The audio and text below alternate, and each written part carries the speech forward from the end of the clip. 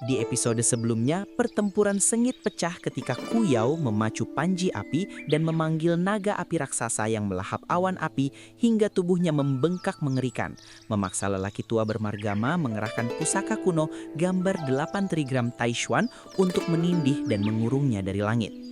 Meski serangan formasi raksasa itu tampak menekan Kuyao sepenuhnya, kenyataannya sang penyihir masih mampu bertahan dengan memaksa naga api menghantam larangan dari dalam, membuat lelaki tua bermargama harus terus menguras mana untuk menstabilkan pusaka tersebut.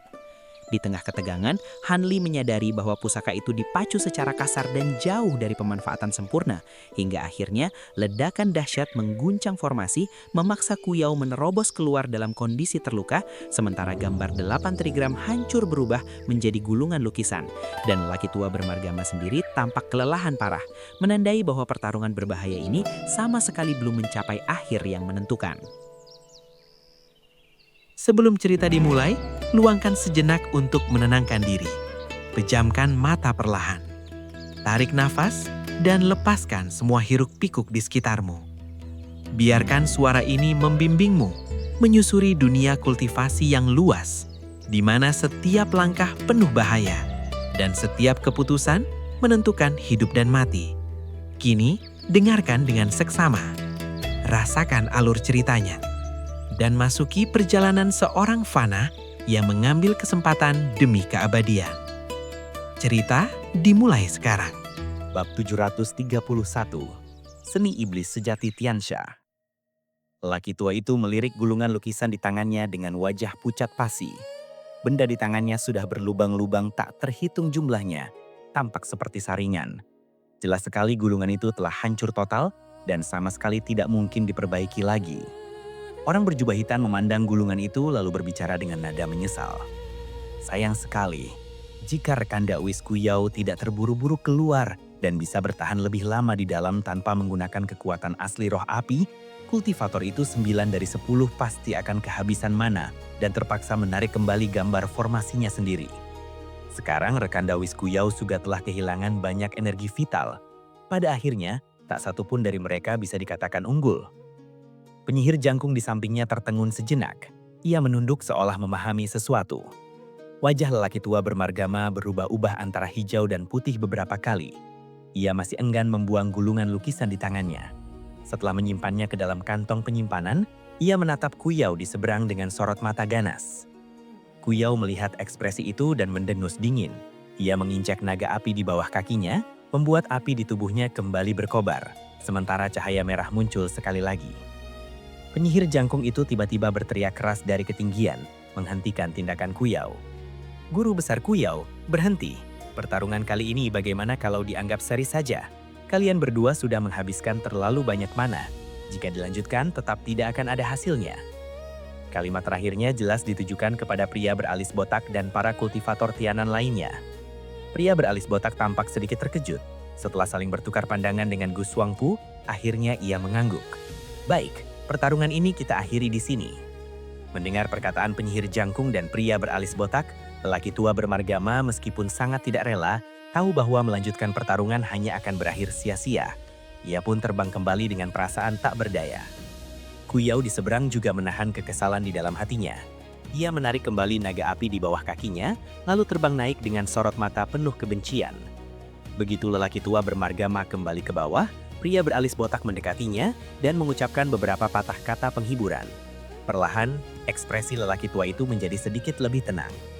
Namun pada saat itu, di sisi penyihir, orang berjubah hitam dan lelaki tua jangkung saling berbisik pelan beberapa kalimat.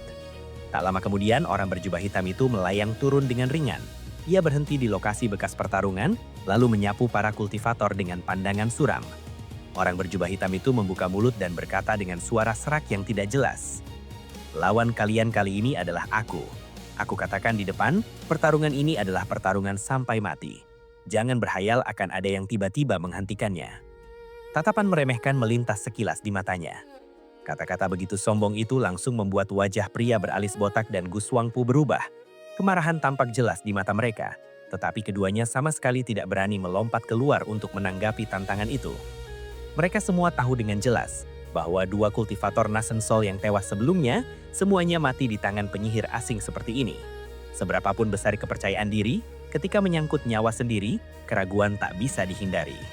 Pada saat itulah Hanli tiba-tiba berbicara dengan nada datar. Biar aku yang meladeninya. Pria beralis botak terkejut melihat Hanli berinisiatif maju. Namun setelah itu, ia diam-diam menghela nafas lega. Ah, rekan Dawis Han yang akan pergi. Mohon ekstra berhati-hati. Jika ada sesuatu yang tidak beres, kami bertiga pasti akan turun menyelamatkan. Hanli hanya tersenyum tipis. Ia tidak mengatakan apa-apa lagi. Cahaya hijau mengalir di tubuhnya. Lalu ia melompat dan berubah menjadi seberkas cahaya hijau yang melesat ke langit. Dalam sekejap mata, pelangi hijau itu telah tiba di hadapan orang berjubah hitam. Cahaya meredup dan Hanli berdiri di sana dengan kedua tangan di belakang punggung, wajahnya tanpa ekspresi.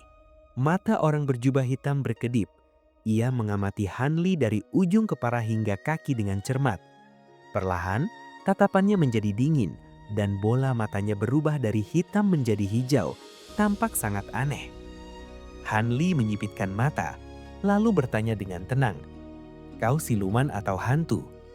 Orang berjubah hitam di seberang tidak menunjukkan kemarahan. Ia justru tertawa dingin. "Hehehe, apa menurutmu orang tua ini tidak mirip manusia?"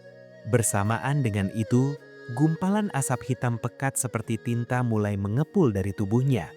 Suara tangisan hantu terdengar nyaring, dan seketika area di seberang dipenuhi angin yin, bagaikan wilayah hantu. Hanli menghela nafas ringan dan berkata dengan ekspresi tetap, "Jadi kau manusia, baguslah. Tampaknya kau adalah kultivator jahat yang menempuh jalur siluman dan hantu." Orang berjubah hitam mendengus. Junior, onong kosongmu terlalu banyak. Tidak perlu lagi mencoba menyelidiki latar belakangku. Setelah orang tua ini memusnahkanmu, kau tak perlu memikirkan apapun." Asap hitam di tubuhnya melonjak drastis, membuat sosoknya menjadi samar di dalam kabut. Ia tertawa sinis di dalam asap hitam. "Orang tua ini tidak sabar meladenimu bertele-tele. Sekarang, serahkan nyawa kecilmu." Kedua tangannya membentuk segel. Tubuhnya tiba-tiba membesar 2 kali lipat. Dari sosok manusia biasa, ia seketika berubah menjadi raksasa setinggi 2 tombak. Meski terhalang Chi Yin dan tidak terlihat jelas, pakaian yang robek memperlihatkan 2 tanduknya di kepalanya serta taring yang mencuat dari mulutnya. Tak heran jika banyak kultivator mengira penyihir asing ini adalah jelmaan makhluk lain. Cahaya biru berkedip di pupil mata Hanli. Wujud raksasa berwajah hijau dan bertaring itu tercermin dengan jelas di benaknya. Untuk pertama kalinya, wajah Hanli menunjukkan sedikit keterkejutan. Ia segera mengenali wujud tersebut. Sosok iblis raksasa itu persis sama dengan salah satu bayangan yang pernah ditampilkan oleh pewaris 6 Dao, successor of 6 Dao, saat menggunakan seni iblis sejati 6 kutub atau 6 Extremes True Devil Art saat bertarung dengannya dulu. Hanli langsung bertanya, "Apa hubungan Tuan dengan petapa agung 6 Dao?" Raksasa itu tertengung sejenak lalu menyeringai ganas. "Apa petapa agung 6 Dao? Jangan kira dengan bicara melantur kau bisa mengulur waktu. Matilah." Selesai berbicara, tangan besarnya mengayun kuat di dalam asap hitam. Sebuah benda hitam legam melesat lurus ke arah Hanli. Begitu keluar dari asap hitam, benda itu berkilat dengan cahaya hitam lalu menghilang begitu saja. Melihat hal itu, wajah Hanli langsung menggelap. Tubuhnya melesat mundur beberapa tombak. Hampir bersamaan, di tempat ia berdiri semula, sebuah cakar hantu hijau raksasa muncul tiba-tiba dan menyambar lewat, mencengkram ruang kosong. Raksasa iblis itu mengeluarkan suara terkejut. Hanli menatap cakar hantu itu dan berkata dengan nada datar, "Seperti dugaan. Meskipun yang kau latih bukan teknik kultivasi hantu, melainkan teknik kultivasi iblis, metode seranganmu sangat mirip dengan kultivator hantu. Jika ada yang benar-benar menganggap kau sebagai kultivator hantu, mereka pasti akan menderita kerugian." Sosok raksasa di dalam asap hitam terdiam sejenak, menatap Hanli dengan dingin tanpa bersuara. Namun pada saat itu, Hanli sedikit mengkerutkan dahi. Tubuhnya bergoyang dan bergeser miring beberapa tombak dengan sendirinya. Sebuah cakar hantu hijau lainnya menyapu tanpa suara dari bawah tempat ia berdiri barusan. Raksasa di dalam ki hantu akhirnya membuka mulut. Kau bisa menghindari serangan cakar hantu Yin berturut-turut. Mungkinkah kau pernah bertemu kultivator hantu yang asli sebelumnya? Hanli tertawa kecil dan menjawab setengah jujur. Tentu saja pernah. Kalau tidak, bagaimana mungkin aku bisa menghindarinya semudah itu? Raksasa itu mendengus dingin. Pengetahuanmu ternyata cukup luas. Tapi itu tidak berarti apa-apa. Meski kau tahu aku menggunakan teknik kultivasi iblis, lalu kenapa? Di bawah kekuatan 10% dari seni iblis sejati Tiansha atau Heavenly Fiend True Devil Art milikku ini, kematianmu hanya tinggal menunggu saatnya. Ia tak berniat berbicara lebih jauh. Raksasa itu mendongak dan melaung tajam. Laungan itu menusuk telinga, seolah mampu menembus logam dan memecahkan batu. Ekspresi santai di wajah Hanli perlahan menghilang, digantikan dengan keseriusan. Asap hitam di seberang berputar dengan cepat, seperti angin yang menyapu awan. Gelombang ki iblis yang mengerikan meledak tiba-tiba. Sesosok bayangan hitam raksasa melesat keluar dari pusaran itu, membawa serangkaian bayangan ilusi, dan dalam sekejap sudah tiba di hadapan Hanli. Kedua lengannya bergerak. Seketika, hamparan bayangan cakar hijau kehitaman menutupi Hanli tanpa celah, berniat mencabik-cabiknya menjadi potongan daging tak terhitung hanya dengan sepasang cakar tajam itu. Hanli menarik napas dalam. Dengan ekspresi yang sulit dibaca, ia tidak menghindari ataupun menangkis. Ia justru menggosokkan kedua telapak tangannya dan mengangkatnya ke atas. Tiba-tiba, suara guntur meledak. Sebuah jaring listrik emas pucat muncul di atas kepala Hanli, menyongsong bayangan cakar itu tanpa sedikit pun rasa gentar. Bayangan hitam itu tertengung sejenak, namun tanpa ragu, cakar tajamnya tetap mencengkram turun dengan ganas. Dalam pikirannya, teknik kultivasi iblis biasa memang bisa sedikit ditekan dengan teknik atribut petir. Namun, seni iblis sejati Tiansha miliknya jelas berada di tingkat yang berbeda. Petir biasa tidak mungkin melukainya. Kultivator di hadapannya yang membuatnya merasa tidak nyaman itu pasti akan segera mati. Namun, pikiran itu belum selesai. Ketika rasa panas tiba-tiba menjalar di kedua cakarnya, rasa sakit yang sulit digambarkan langsung menghantam. Cahaya emas menyilaukan meledak di hadapan matanya. Jaring listrik emas itu menerobos bayangan cakar, lalu menutupi kepalanya. Raksasa itu baru sadar dengan panik. Busur listrik emas? Tidak, ini aku pernah mendengarnya. Jangan-jangan. Pada saat jaring listrik emas menutupi tubuhnya, ingatannya kembali. Bukankah ini salah satu hal yang paling ditakuti oleh seni iblis sejati Tiansha yang berkali-kali dipesankan oleh tetua pewaris ilmu atau transmission elder saat ia menerima ajaran teknik itu? Sejak melatih teknik tersebut, ia jarang bertemu lawan sepadan. Tanpa sadar, ia pun melupakan peringatan itu. Wajah bayangan hitam berubah menjadi ungu. Ketakutan mengguncangkan hatinya. Tetapi ia tidak mau pasrah menunggu mati. Ia meraung keras. Tubuhnya yang semula tinggi besar tiba-tiba menyusut drastis di tengah suara beledakan. Dalam sekejap, ia berubah menjadi kurcaci 3 kaki tingginya, sedikit memperlambat kontak dengan jaring emas. Pada saat yang sama, terdengar suara bam yang tertahan. Tubuh kurcaci itu mengembang dan menyusut lalu meledak dengan hebat, menjadi benang-benang hitam mengkilat tak terhitung yang melesat ke segala arah. Cahaya dingin melintas di mata Hanli. Kedua tangannya yang mengendalikan busur listrik emas tiba-tiba bergetar. Cahaya emas memancar dan jaring listrik itu langsung meledak buka. Tak terhitung banyaknya busur listrik melonjak dan memantul ke segala arah. Dalam sekejap, sebuah jaring cahaya listrik yang 3 kali lebih rapat dari sebelumnya terbentuk. Seketika itu juga, jaring tersebut menyusut dengan cepat. Dengan begitu, benang-benang hitam yang melesat keluar itu tanpa terelakkan menabrak busur-busur emas itu.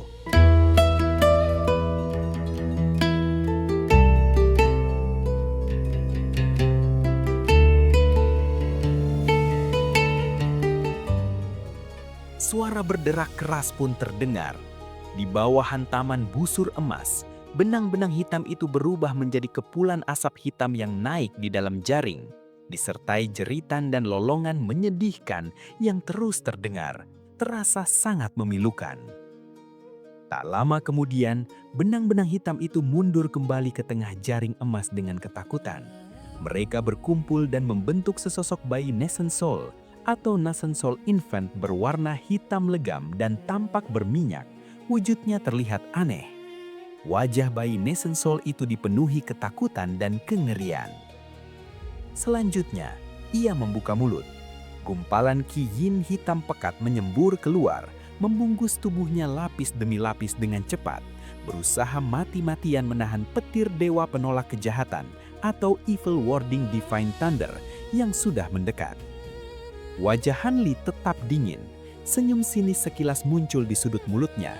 Busur emas yang ditembakkan dari tangannya tiba-tiba menebal hingga 3 kali lipat. Cahaya listriknya menjadi sangat menyilaukan, membuat orang sulit menatapnya secara langsung. Jeritan kembali terdengar di dalam cahaya listrik itu. Namun perlahan, suara tersebut mengecil di tengah gemuruh guntur yang menggelegar, hingga akhirnya menghilang tanpa jejak. Melihat situasi ini, Han Li menghela nafas lega.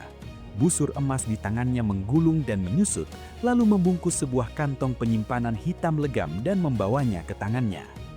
Setelah itu, ia menongak menatap langit sekilas. Dengan wajah tanpa ekspresi, tubuhnya bergoyang ringan. Cahaya spiritual hijau kembali muncul, dan sosoknya berubah menjadi pelangi hijau yang terbang kembali. Sejak Han Li mengucapkan beberapa kalimat dengan orang berjubah hitam, hingga ia melepaskan petir dewa penolak kejahatan untuk memusnahkan lawannya, seluruh proses itu hanya berlangsung dalam sekejap mata. Di bawah sana, bukan hanya pria beralis botak dan lelaki tua bermarga Ma yang ternganga kaget, bahkan penyihir Jangkung dan Kuyao, 2 guru besar Mulan yang berada di atas, juga menatap dengan mata terbelalak, seolah tidak percaya pada apa yang baru saja mereka saksikan. Perlu diketahui, para kultivator Tianan memang tidak mengetahui latar belakang pasti orang berjubah hitam itu, namun mereka mengetahui sebagian besar informasinya. Para kultivator misterius ini berasal dari sebuah kekaisaran besar di seberang padang rumput Mulan. Meskipun tidak diketahui alasan kedatangan mereka ke padang rumput Mulan, maupun kesepakatan apa yang telah mereka capai dengan para guru dewa atau Divine Sage dari 3 suku besar Mulan, hingga bersedia membantu, satu hal jelas. Baik dari teknik kultivasi maupun kesaktian, orang-orang ini jauh melampaui kultivator setingkat di dunia kultivasi Tianan. Bahkan sebelum perang yang sebenarnya dimulai, sudah ada 2 kultivator Nascent Soul dari Tianan yang tewas secara berurutan di tangan mereka. Hal ini membuat kedua guru besar Mulan tersebut cukup segan terhadap para kultivator berjubah hitam itu. Alasan mengapa orang berjubah hitam itu maju dalam pertarungan kedua ini pun sangat jelas. Mereka merasa jumlah kultivator Nascent Soul yang menjaga formasi besar ini terlalu banyak, sehingga berniat memusnahkan atau setidaknya melukai salah satunya terlebih dahulu. Namun siapa sangka, pihak lawan justru mengirim seorang pemuda yang kultivasinya tampak biasa saja. Pemuda itu malah dengan cepat dan mudah memusnahkan kultivator berjubah hitam itu. Bahkan Nascent Soul-nya pun tidak sempat melarikan diri. Tak heran jika hal ini membuat kedua guru besar Mulan tersebut sangat terkejut. Penyihir Jangkung dan Kuyao akhirnya tersadar. Keduanya saling pandang dengan ekspresi kaget dan ragu. Mereka tidak tahu apakah harus terus mengirim orang untuk menantang atau langsung memerintahkan para penyihir di belakang untuk menyerbu bersama-sama. Tepat pada saat itu, di telinga mereka berdua tiba-tiba terdengar beberapa kalimat yang samar, hampir tak terdengar, namun jelas ada. Hari ini semangat tempur sudah patah. Mundurlah dulu untuk sementara. Kita datang lagi besok. Saat itu, formasi ini mungkin sudah mengenai kematian Tianku mungkin agak merepotkan. Tapi aku sendiri yang akan menjelaskannya kepada para guru dewa. Suara itu tidak jelas apakah milik laki-laki atau perempuan. Tetapi nada bicaranya mengandung unsur perintah yang tegas. Penyihir Jangkung dan Kuyao mendengarnya. Meski tertengun, mereka tidak banyak bicara dan langsung menuruti perintah tersebut. Keduanya berbalik dan berteriak keras memberi perintah kepada para penyihir di belakang mereka. Para penyihir di belakang sempat ribut sesaat, tetapi tidak ada yang mengajukan keberatan. Pasukan yang semula berada di depan pun berbalik, perlahan mundur. Kedua guru besar itu tentu berada di barisan paling belakang. Namun, sebelum benar-benar pergi, mereka melirik suram ke arah para kultivator, terutama memelototi Hanli dengan tajam. Barulah kemudian berbalik dan terbang menjauh. Gu Suangpu menatap pasukan penyihir yang menjauh dan bertanya dengan nada ragu, "Apakah kita akan mengejar dan membunuh mereka?" Pria beralis botak merenung sejenak, lalu menggelengkan kepala sebelum menjawab, "Sudahlah, orang-orang Mulan hanya mundur, belum kalah. Jika kita beberapa orang ini menyerbu ke sana dan tidak berhati-hati, justru bisa terkurung oleh lawan. Mending mengandalkan formasi besar dan menunggu dengan tenang." Formasi ilusi 1000 suara, Thousand Sound Illusion Formation Gunung Naga Kuning, tidak semudah itu dihancurkan. Orang-orang Mulan sekalipun ingin merebutnya, tanpa mengorbankan lebih dari separuh penyihir, jangan harap bisa. Saat mengucapkan kata-kata ini, ia tidak tahan untuk menoleh dan melirik Hanli yang berdiri di sampingnya. Adegan Hanli memusnahkan orang berjubah hitam itu terlalu jauh melampaui dugaan para kultivator. Karena itulah, saat Hanli kembali terbang, suasana di antara mereka sempat hening sesaat. Tidak ada yang tahu harus berkata apa. Kini, ketika pria beralis botak kembali memperhatikan, ekspresi Hanli tetap biasa saja. Ia hanya menyimpan kantong penyimpanan hitam yang sejak tadi dimainkan di tangannya, lalu tersenyum tipis ke arah semua orang. Senyum seperti itu sebelumnya tidak terasa istimewa.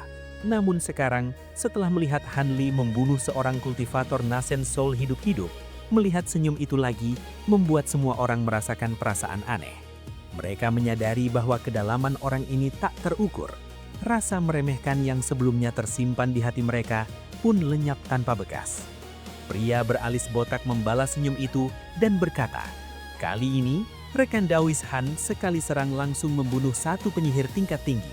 Sungguh patut diberi selamat. Lu pasti akan melaporkan hal ini ke aliansi setelah kembali. Aliansi tentu akan memberikan imbalan besar kepada rekan Dawis." Lelaki tua bermargama dan Gu Suangpu juga akhirnya bereaksi. Mereka ikut tersenyum dan mengucapkan beberapa kalimat pujian. Namun, sikap mereka terhadap Hanli jelas berbeda dari sebelumnya.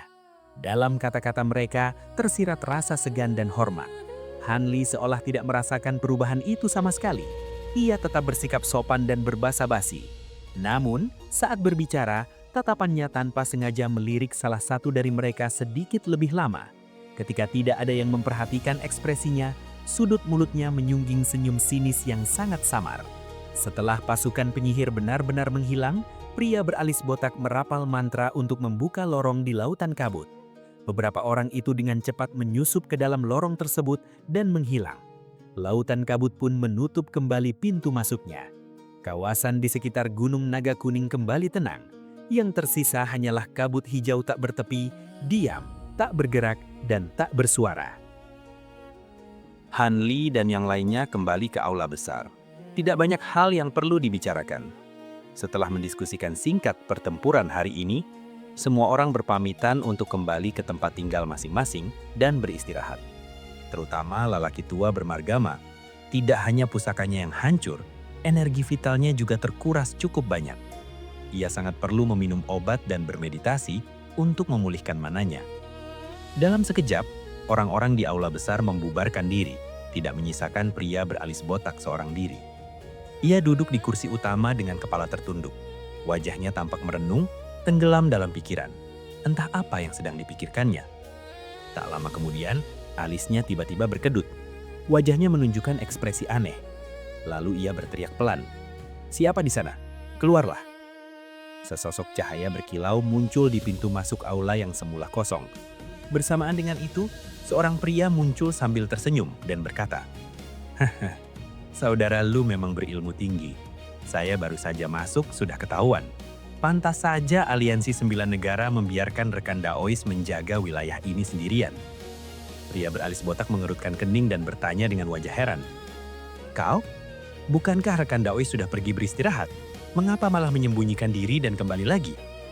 Orang itu menjawab dengan tenang, "Tidak ada apa-apa. Saya hanya tiba-tiba menemukan sebuah rahasia dan merasa harus mendiskusikannya dengan rekan Daois." "Rahasia? Rahasia apa?" tanya pria beralis botak tertegun. Ia mengamati orang itu dari atas ke bawah, wajahnya penuh kecurigaan. Orang tersebut berkata tanpa ragu sambil melangkah mendekat, Rekan Daois Han dari Sekte Awan Melayang kemungkinan besar adalah mata-mata orang Mulan. Wajah pria beralis botak berkedut. Ia tertawa terbahak-bahak dan berkata, "Mata-mata? Saudara, apakah pikiranmu sedang kacau? Rekan Daois Han hari ini baru saja membunuh seorang penyihir tingkat Nasen Soul. Perkataan ini sungguh terlalu konyol." Ia menghela nafas dan menunjukkan senyum pahit. "Saya sudah tahu saudara Lu tidak akan percaya, tapi saya punya bukti. Rekan Daois lihat saja nanti, maka akan tahu bahwa perkataan saya tidak bohong." Sambil berkata demikian, ia membalikan telapak tangannya. Cahaya berkelip dan sebuah slip giok hijau muncul di tangannya. Ia melangkah lebih dekat, mendekati pria itu. Pria beralis botak menunjukkan ekspresi terkejut. Setelah sesaat ragu-ragu, ia bangkit dan mengulurkan satu tangan untuk menerima slip giok tersebut. Melihat hal ini, orang di seberangnya mengangkat tangan dengan ekspresi damai, seolah hendak menyerahkannya. Namun tepat ketika jari pria bermarga Lu hampir menyentuh slip giok itu, ekspresi orang tersebut berubah drastis. Kekejaman melintas sekilas di matanya. Slip giok itu memancarkan cahaya hijau dan tiba-tiba berubah menjadi seekor ular kecil berwarna hijau zamrud. Dengan kecepatan kilat, ular itu menggigit pergelangan tangan pria bermarga Lu. Pria itu berwajah sangat terkejut. Ia membuka mulut seolah hendak berteriak. Tetapi wajahnya seketika berubah menjadi hitam dan ungu. Seluruh tubuhnya melemas, lalu jatuh ke lantai tanpa suara. Diam tak bergerak. Orang itu menatapnya dan bergumam dengan nada puas. Ular zamrud kekor ganda memang pantas dengan reputasinya. Dari segi racun saja mungkin tidak kalah dengan 10 racun mematikan yang legendaris. Setelah digigit, Nasen Soul bahkan tidak punya tenaga untuk meloloskan diri. Jika punya sayap dan bisa terbang, ini benar-benar pembunuh kultivator yang sangat tajam. Kegembiraan melintas di wajahnya. Ia melangkah satu langkah ke depan dan mengamati mayat yang mulai meleleh perlahan dengan saksama. Sementara itu, ular hijau kecil itu melepaskan taring beracunnya dari mayat. Ia mengibaskan ekornya, memperlihatkan 2 ekor runcing yang sama besar. Kedua ekor itu kemudian memukul lantai, terdengar suara wus, dan ular tersebut terbang kembali ke telapak tangan tuannya. Ular itu mengangkat lehernya dan melingkar, menjulurkan lidah beracun keunguan kehitaman. Mata zamrud hijaunya memancarkan cahaya mengerikan.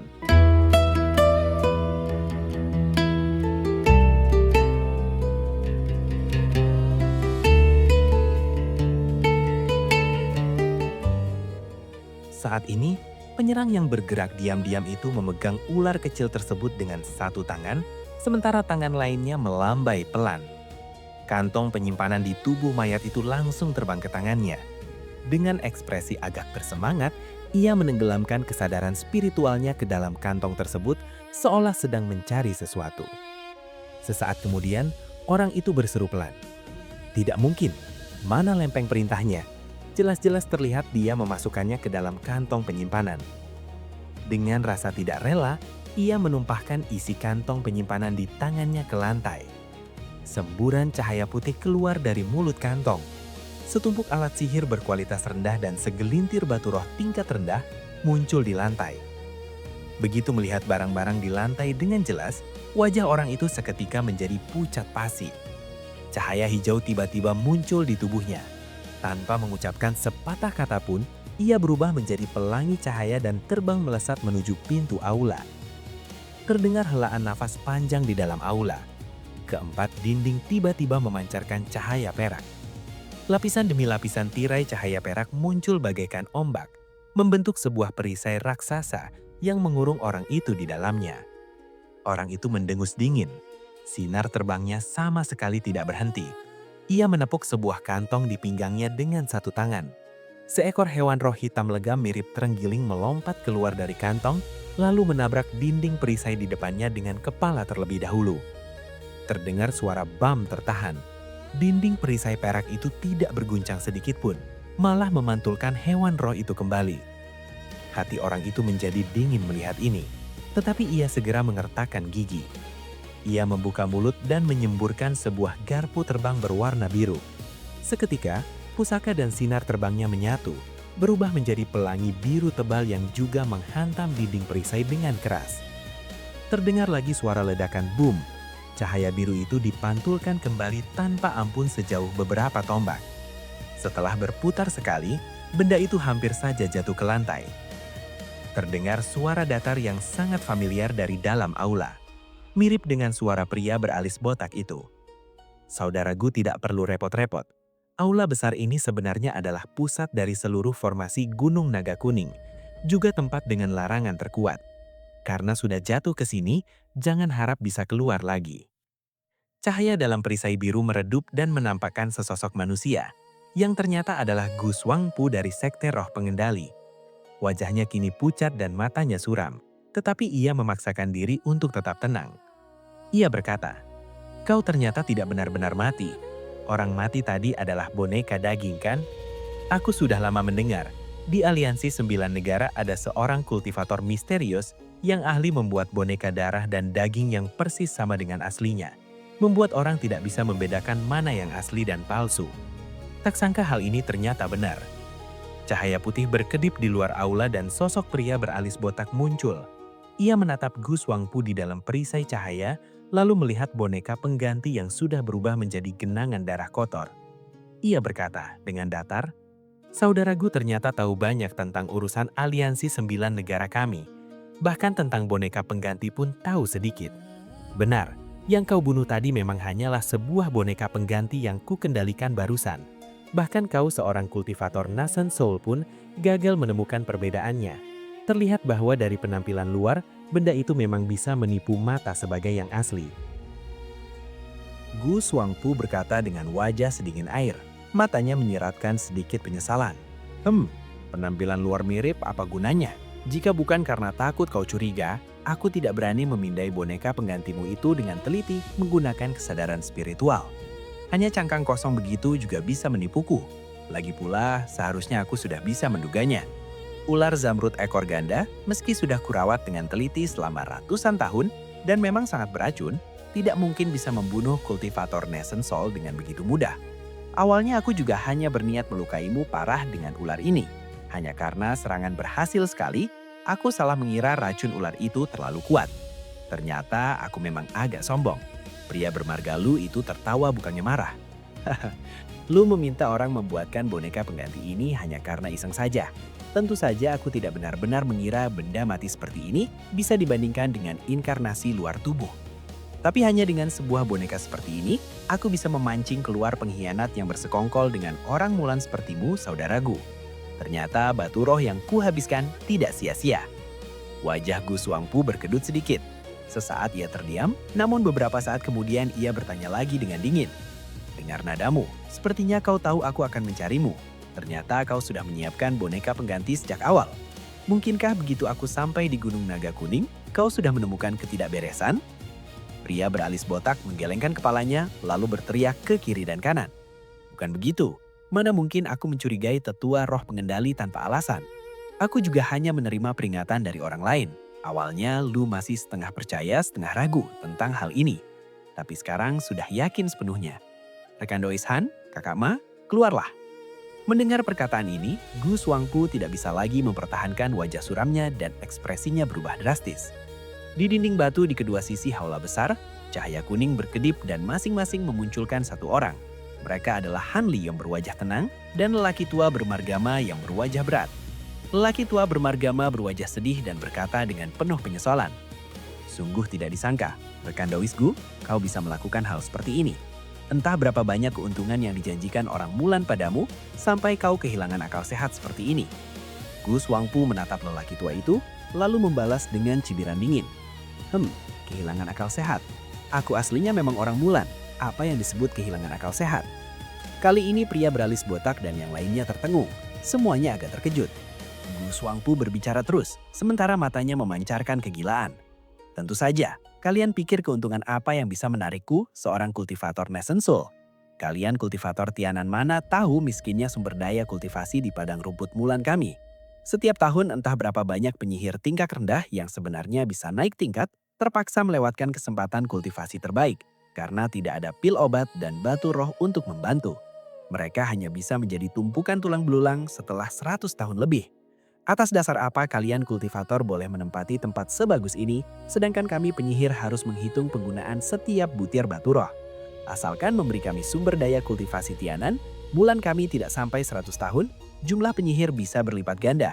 Dengan kekuatan sebesar itu, kita bisa menghancurkan guru abadi orang Tu dan menguasai seluruh padang rumput Mulan. Mendengar perkataan Gu Shuangpu ini, pria beralis botak dan yang lainnya saling berpandangan. Han Li tiba-tiba berkata tanpa ekspresi, "Mengalahkan orang Tu.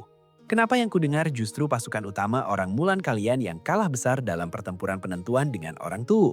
Dan sekarang sebagian besar padang rumput Mulan sudah diduduki oleh orang Tu. Karena itulah kalian bertaruh segalanya untuk merencanakan invasi ke Tianan kami." Gu Shuangpu mendengar perkataan Han Li dan awalnya terkejut, tetapi segera menyadari sesuatu. Seketika ia menatap Han Li dengan wajah ganas, seolah ingin menelannya hidup-hidup. "Kau, bagaimana kau tahu hal ini? Kau menguping transmisi suaraku dengan guru besar Le?" Han Li berkata dengan ekspresi tetap tenang. Tampaknya saudara Gu mengerti dengan cepat. Ini tidak bisa menyalahkan Han. Siapa suruh kau dan penyihir tersembunyi itu begitu berani menggunakan teknik transmisi suara di depan Han? Dan kesadaran spiritual Han kebetulan sedikit lebih kuat daripada kultivator setingkat. Kata-kata transmisi kalian kebetulan masuk ke telingaku, jadi tentu saja aku mengingatkan rekan Dawis Lu. Gu Shuangpu menatap Han Li lekat-lekat. Wajahnya pucat pasi, tetapi mulutnya masih berkata dingin dengan tidak rela. "Bagus, bagus sekali. 1000 perhitungan, 1 kelalaian. Sia-sia aku menyusup di Tianan begitu lama. Ternyata saat menjelang aksi malah terjadi kesalahan seperti ini." Gu kalah tidak penasaran. Tapi kesadaran spiritual Han sedikit lebih kuat dari kultivator setingkat. Tuan terlalu merendah. Teknik transmisi rahasia aku dan orang itu, kau pikir transmisi suara biasa? Selain kesadaran spiritual tingkat Nasen Sol akhir, Gu tidak tahu ada metode apa yang bisa menguping pembicaraan kami tanpa diketahui. Lelaki tua bermarga Ma mendengar ini dan seketika terlonjak kaget. Nasen Sol akhir? Pria beralis botak juga sama terkejutnya saat menatap Han Li dengan ngeri. Han Li mengerutkan kening.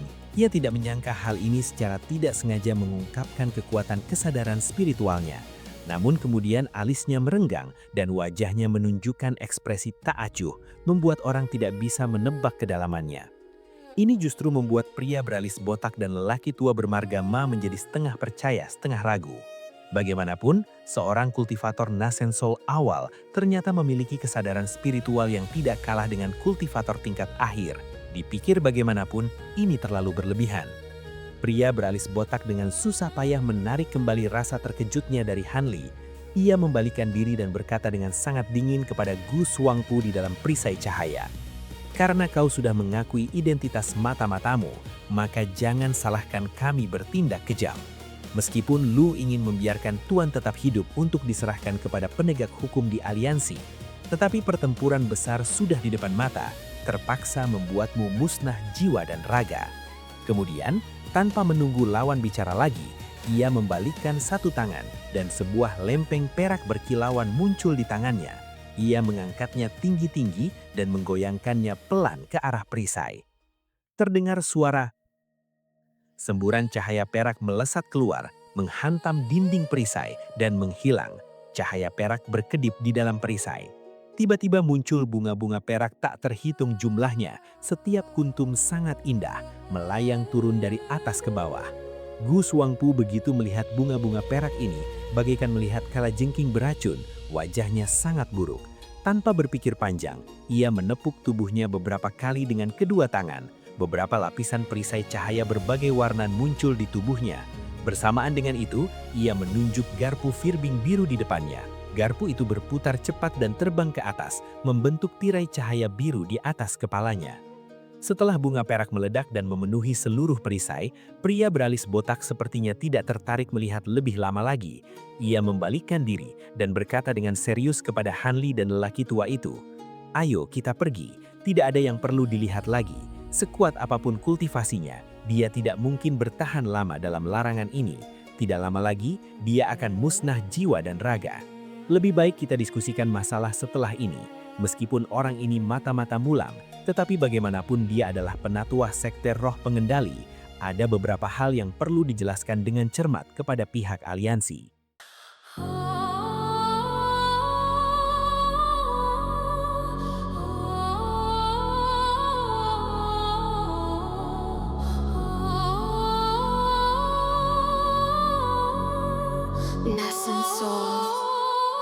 7 crayfish.